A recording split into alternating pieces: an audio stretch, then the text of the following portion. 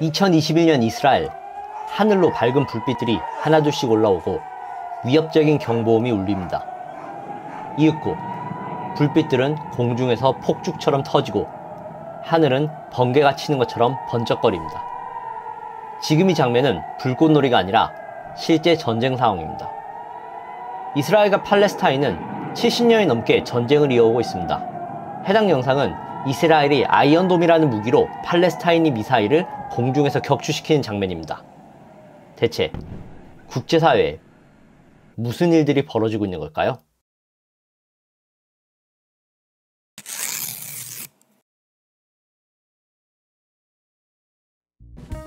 자, 오늘의 수업 주제는 국제사회의 다양한 모습입니다. 국제사회의 많은 국가들은 국가의 번영과 발전을 위해 서로 경쟁하기도 하고 그 과정에서 살벌하게 갈등하기도 합니다. 한편 공동의 과제를 해결하기 위해 협력하거나 공존하는 모습을 보이기도 하는데요. 오늘 수업에서는 이러한 국제사회의 다양한 모습들을 사례 중심으로 살펴보도록 할 겁니다. 한번 시작해보죠. 먼저 경쟁입니다. 많은 국가는 다양한 방식으로 경제적 이익을 추구하면서 경쟁합니다. 5단원에서 국내 총생산 배웠죠? 자신들 국가의 GDP 순위를 올리기 위해 열심히 고군분투하죠. 기술을 개발하고 지하자원을 확보하고 시장을 개척하고 경쟁력 있는 기업은 팍팍 밀어줍니다. 한편 잘 나가는 다국적 기업이 있으면 자신들이 나라에 투자하라고 러브콜을 보내기도 하죠. 이러한 경쟁이 심해지면 갈등이 발생합니다. 대표적인 경제 갈등으로는 여러분도 잘 아는 삼성과 애플의 특허 소송이 있고요. 유럽연합과 중국도 무역 분쟁이 발생한 적이 있습니다. 민족, 종교 차이로 인한 갈등은 전 세계 곳곳에 너무나도 많고요. 요즘은 인터넷의 발달로 사이버 공간에서도 분쟁이 발생합니다. 특히 주권과 영토를 차지하기 위한 갈등은 심각할 경우 전쟁으로 번지기도 하는데요. 주권 및 영토 갈등이 예로 여기서는 이스라엘과 팔레스타인 그리고 동중국해의 사례를 살펴봅시다. 먼저 이스라엘과 팔레스타인입니다. 이 둘의 갈등을 이해하기 위해서는 역사를 찍먹해 볼 필요가 있습니다. 기존의 팔레스타인 지역에는 아랍인들이 살고 있었는데 갑자기 여기에 유대인들이 들어오기 시작합니다. 그러더니 1948년에 유대인들이 이스라엘이라는 나라까지 세워버립니다. 팔레스타인 입장에서는 갑자기 유대인들이 들어와서 나라를 세우니 당황스럽겠죠? 멀쩡히 잘 살고 있는 땅을 뺏긴 거니까. 근데 이거 유대인들의 입장도 들어봐야 합니다.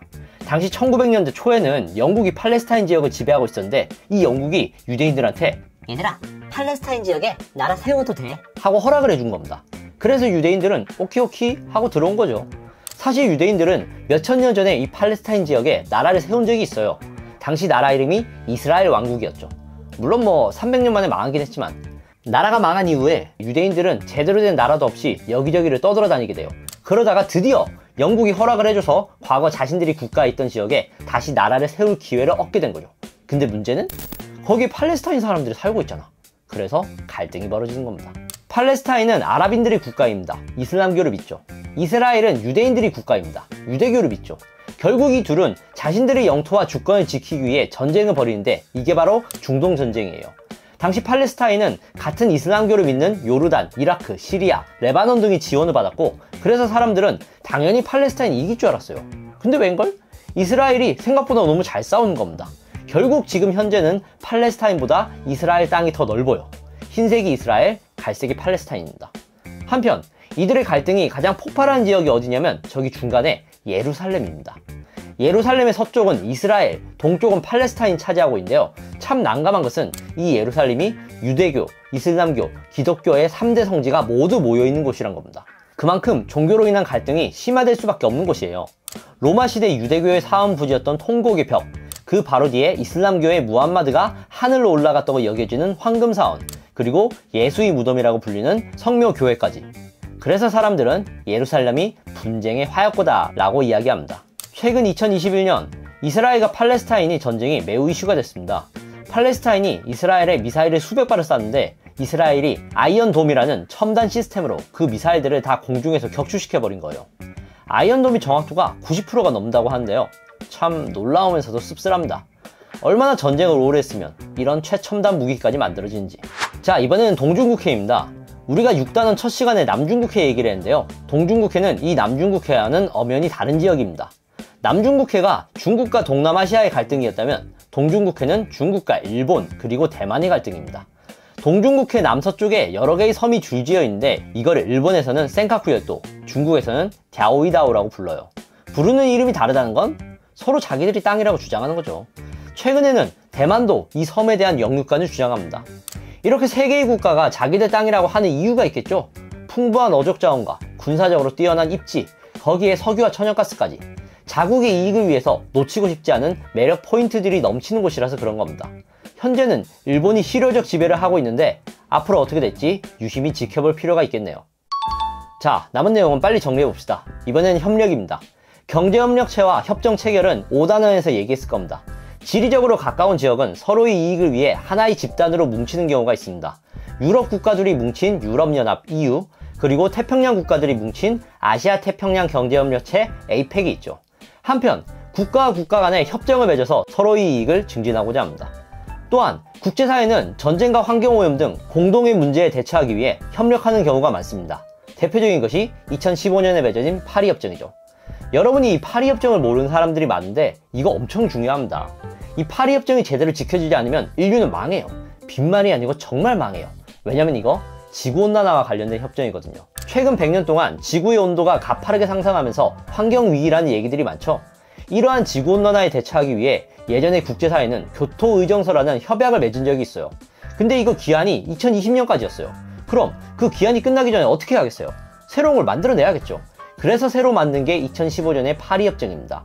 2021년 1월부터 적용될 새로운 온실가스 감축 합의문을 프랑스 파리에서 채택한 거죠. 교토의정서에서는 선진국만 감축 의무가 있었는데 새로운 파리협정에서는 195개 당사국 모두가 온실가스 배출량을 줄여야 합니다. 그만큼 지구온난화를 국제사회가 심각하게 받아들이고 있다는 거겠죠. 자세한 내용은 다음과 같습니다. 향후 100년 동안 지구 평균 기온이 1.5도 이상 올라가지 않도록 만들고 21세기 후반에는 이산화탄소 순 배출량을 0%로 만드는 거. 그리고 이제서야 발전을 본격적으로 시작하는 개발도상국 입장에서는 공장 가동을 줄여가면서 온실가스를 줄이는 게 부담스러울 테니 선진국이 연간 1천억 달러 이상을 지원해주는 거. 뭐 이런 내용들이 담겨 있습니다. 제발 이게 잘 지켜졌으면 좋겠는데 안타까운 점은 국제사회의 특징 알죠? 중앙정부의 부재, 강력한 힘을 가진 중앙정부가 없기 때문에 이 협정을 안 지키려는 국가들이 있어요. 대표적으로 미국도 트럼프 대통령 때 파리협정을 탈퇴한 적이 있거든요. 좀 불안불안한데 어쨌든 좀 잘 됐으면 좋겠습니다. 진심으로요. 자, 마지막 공존입니다. 국제사회는 공존을 위해 국제법을 준수하고 국제기구에 참여하며 민간단체에서도 다양한 활동을 합니다. 한편 공존을 위해 열심히 외교도 하는데요. 외교는 국가가 자국의 이익을 평화적인 방법으로 추구하는 것을 의미합니다. 정부끼리 공식적인 외교도 하고요. 한편 요즘에는 민간 외교가 많이 이루어지고 있습니다. 민간 외교가 어떤 거냐면 정부에 속해 있지 않은데 우리나라를 세계 곳곳에 알리는 사람들이 있어요. 이를테면 BTS, 봉준호 감독, 김연아 선수 같은 분들 말이죠. 이처럼 문화나 스포츠 같은 민간 분야에서 이루어지는 외교를 민간 외교라고 합니다. 인터넷에서 유명한 그 국뽕짤 있죠. 사실 이분들이 살아있는 민간 외교관 분들인 겁니다. 자, 오늘 수업을 마무리하기 전에 사진 한 장을 보도록 합시다. 이 사진은 1991년 7월 소련 대통령과 미국 대통령이 만나서 평화를 위한 서명을 하는 모습입니다. 전략 무기 감축 협정이라고 해서 양국의 장거리 핵무기를 3분의 1로 줄이자는 협정을 맺은 것인데요. 당시 두 대통령은 미사일을 녹여서 만든 펜으로 서류에 서명을 하였죠. 전쟁의 상징인 미사일을 녹여서 그 펜으로 평화와 공존을 썼던 겁니다. 하지만 31년이 지난 지금 2022년의 국제사회는 과연 평화와 공존을 외치고 있을까요? 여러분도 느끼다시피 오히려 그 반대로 전쟁과 파멸을 외치고 있는 것 같습니다. 러시아와 우크라이나의 전쟁은 끝날 기미를 보이지 않고 푸틴은 군 동원령을 선포했습니다. 30만 명의 병사들을 모아서 본격적으로 진짜 전쟁을 하려는 것 같은데 진심으로 걱정이 많이 됩니다. 최근 인터넷에 돌아다니는 유명한 짤이 있는데 이거 보니까 좀 섬뜩하더라고요. 내용을 읽어보면 영국의 군주인 엘리자베스 여왕이 사망했고 일본의 아베 총리가 암살당하고 이탈리아에서는 히틀러나 무솔리니 같은 제2차 세계대전의 전범을 추종하는 파시스트 정당이 지지율 1위를 달성했습니다. 제2차 세계대전의 가해국이었던 독일에서는 국회가 기립박수를 치며 이례적으로 재무장 법안을 통과시켰고 러시아에서는 군 동원령을 내렸습니다.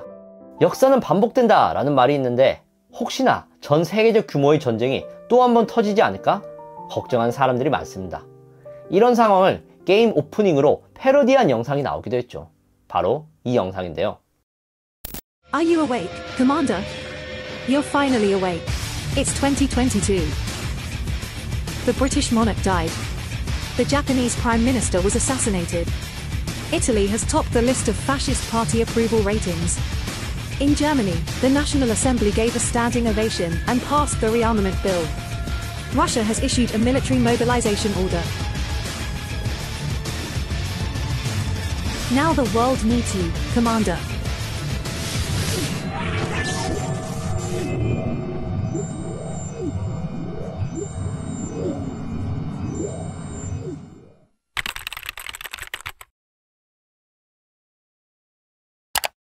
문제는 우리에게는 이것이 게임이 아닌 현실이라는 겁니다. 부디 국제사회가 세계 평화를 위해 올바른 선택을 하기를 바랍니다. 이상 안테이쌤이었습니다.